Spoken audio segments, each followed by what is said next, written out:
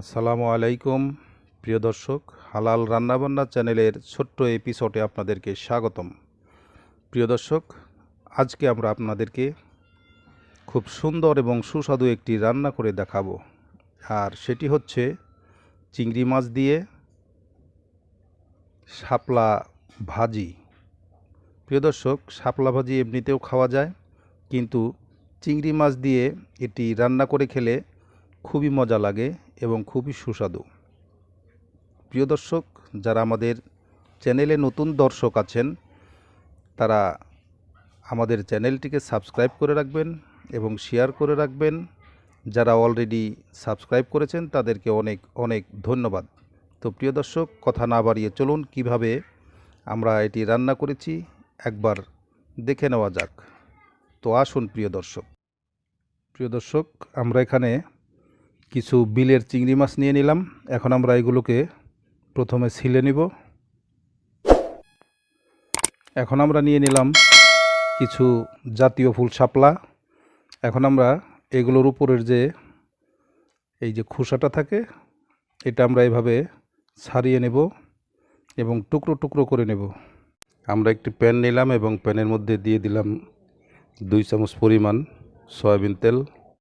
এখন আমরা দিয়ে দেব 2টি শুকনা মরিচ, এবং শুকনা মরিচ দুটো আমরা ভেজে নেব।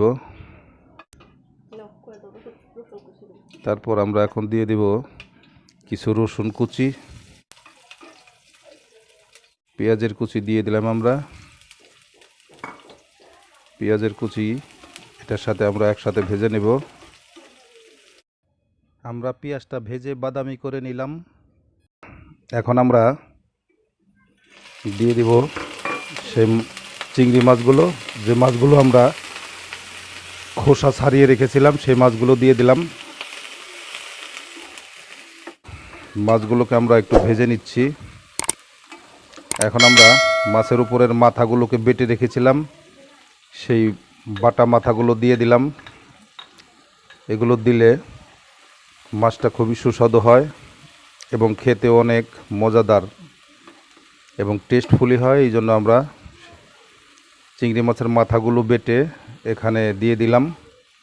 আপনারা দিয়ে খেয়ে দেখবেন, খুবই মজাদার এবং সুস্বাদু। এখন আমরা পরিমাণ মতো লবণ দিয়ে দিব, কাঁচামরিচ দিয়ে দেব। এখন আমরা মাছের সাথে কাঁচামরিচটা ভেজে নিলে সুন্দর একটি ফ্লেভার হবে, এবং কাঁচামরিচটা যে জন্য দেওয়া একটু ঝালের জন্য, সেই ঝালটা পারফেক্ট হবে, সেই জন্য আমরা এখন দিয়ে দিলাম। এখন আমরা দিয়ে দেব শাপলাগুলো। প্রিয় দর্শক, শাপলার উপরের খোসাটা ছাড়িয়ে নিয়ে লবণ মেখে যদি 10 মিনিট রোদ্রে রাখা যায় তাহলে আর রান্না করলে পানি ওঠে না। আমাদেরও রান্না করার সময় কোনো পানি ওঠে নাই।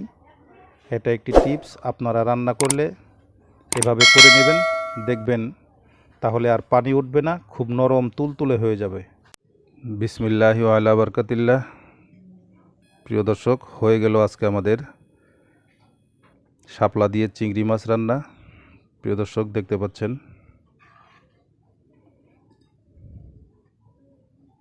দেখতে পাচ্ছেন আমাদের আজকের চিংড়ি দিয়ে শাপলা ভাজি। প্রিয় দর্শক, আপনারা এভাবে বাড়িতে ট্রাই করতে পারেন। আশা করি আপনাদের ভালোই লাগবে।